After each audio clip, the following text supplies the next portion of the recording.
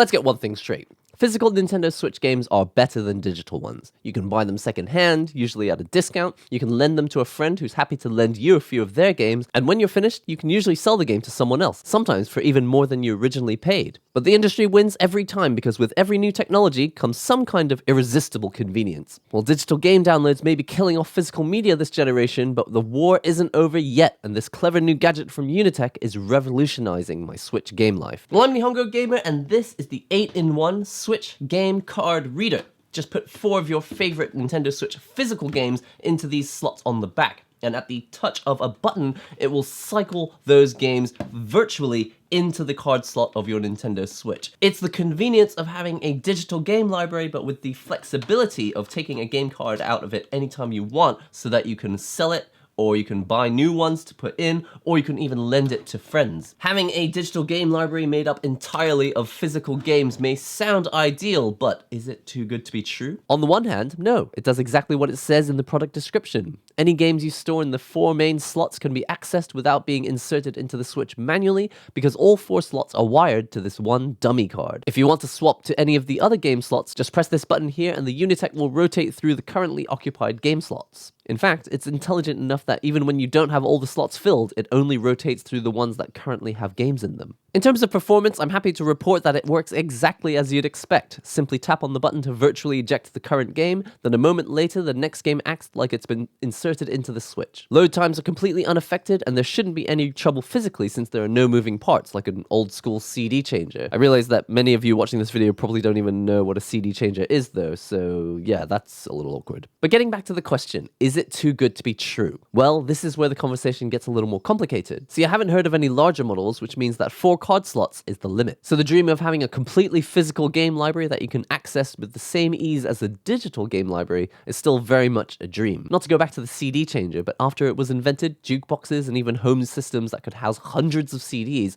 switching between them with ease, eventually became widely available. I doubt very much that we'll see a version of the Unitek Switch game card reader that stores 100 game cards, but even if they did, they'd still have to make a few more changes to the design. And the main thing that they would have to change is this. It's a remote control. Now, if the Nintendo Switch is the first console you've ever owned, you might not even know what this is, but it's a remote control and it allows you to change channels and change settings on your TV without having to walk up to the device itself. But we don't have such a feature on the game card reader by Unitek, which means that even though the point of this device is to avoid having to stand up, walk over to the Switch, take the game card out, put a different game card in, then walk away and go back to your chair to play your games. Instead, what you have to do is get out of your chair, walk over to the Switch, press the button a few times to cycle through the game, and then walk back to your chair and play a game. So the question is, what's changed? And the answer is, not that much, it seems. Speaking of cycling through the games, that's the second thing they'd have to change if they plan to expand to 10, 50, or even a 100 slot version of this device. Sure, I don't have to physically remove game cards from the Switch, but as it stands, I have a 1 in 4 chance that the game I want to get to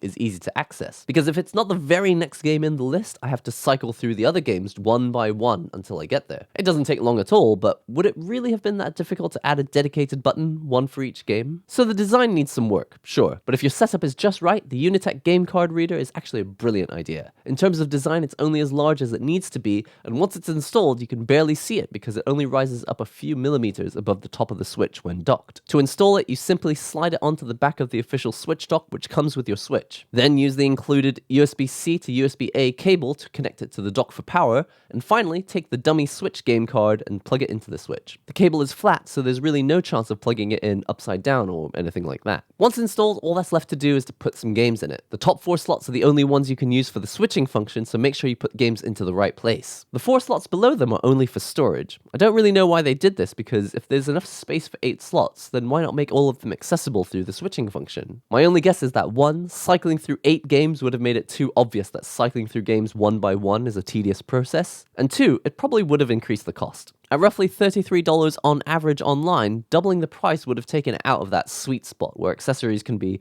somewhat unnecessary, but at the same time cheap enough that it's worth buying for the novelty or for the convenience. When used intended, the Unitek is super convenient. It clips to your regular Switch dock, so there's no extra desk space required. It's powered by the USB port, so there's no need to connect a power adapter. And if you have your Switch on your desk anyway, then tapping on the Unitek button is a bit of a game changer. no pun intended. The Unitek changes two major things for me, and the first one is that I actually play my physical games now. Before, I used to only play Puyo Puyo, which is a digitally downloaded game, and the Nintendo Switch Online Super Nintendo emulator, which is built into the Surface if you're subscribed. And the only reasons I play those games is one, they're easy to pick up and play, and two, they're already downloaded to my Switch. I have Breath of the Wild, I have the Hatsune Miku game, I have the new Pokemon game, I have various fighting games. I just don't bother to actually take game cards out of the Switch and put a new one in. It's partly that I'm lazy, but also just that these days we're surrounded by hugely convenient technology. So it's not really a case of, should I play this game or that game? It's more like, should I play my Switch, which has got digitally downloaded games on it? Or should I just turn the Switch off and play things on my phone, which is super convenient? The second way this device changes things for me is that now it's in my head. When I'm at the shops and I see a game secondhand on sale, I used to think, yeah, but if I buy it physically, I probably won't bother to play it. Now the question is a little more nuanced because I'm thinking, is this a game I could put on the Unitek? I could save a little money and swapping over to it would be really easy, so probably I will actually play it. So as an idea, I love it. Being able to switch games without physically removing and inserting them myself has revolutionized the docked experience for me. But as it's a third-party accessory, it does come with a few issues that you wouldn't get from something that was like